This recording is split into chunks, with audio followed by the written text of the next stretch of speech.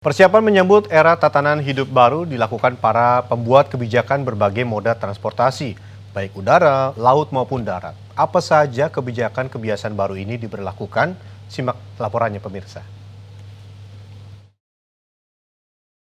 Berbagai simulasi dilakukan untuk mempersiapkan penambahan kapasitas penumpang sekaligus menekan resiko penularan COVID-19.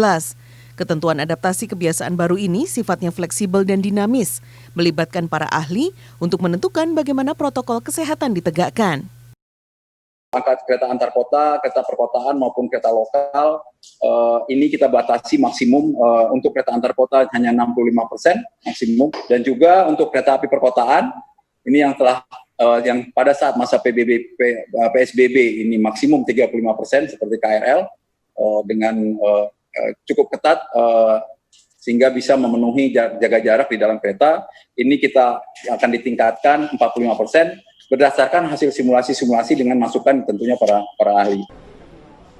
Sementara dari sektor transportasi udara juga akan melakukan adaptasi kebiasaan baru dengan penyesuaian kapasitas atau slot time untuk mengatur jumlah penerbangan dan trafik pesawat udara. Penyesuaian pembatasan jumlah penumpang juga akan dilakukan. Kebijakan ini menggunakan berbagai referensi aturan organisasi penerbangan sipil internasional dan sejumlah negara yang menjadi auditor penerbangan di Indonesia. Yang pertama adalah memberikan panduan kepada operator, baik itu untuk angkutan udara, untuk bandar udara, dan navigasi penerbangan. Yang kedua, kita mengatur bagaimana penanganan penumpang, dari mulai pre-flight, during flight, sampai dengan post-flight. Yang ketiga, kita mengatur tentang slot time. Kemudian yang keempat adalah tentang pengawasan dan pengendalian supaya connect kepada kalau ada terjadinya pelanggaran. Sedangkan sektor perhubungan laut membebaskan siapa saja menumpang kapal laut, asalkan mengikuti prosedur kesehatan dan membawa dokumen perjalanan lengkap sesuai dengan ketetapan pemerintah. Setiap penumpang juga harus bertanggung jawab pada semua kegiatannya, mulai dari pembelian tiket, saat tiba di pelabuhan, saat akan naik kapal, selama perjalanan hingga tiba di pelabuhan daerah tujuan. Pengawasan ketat pun diperlakukan.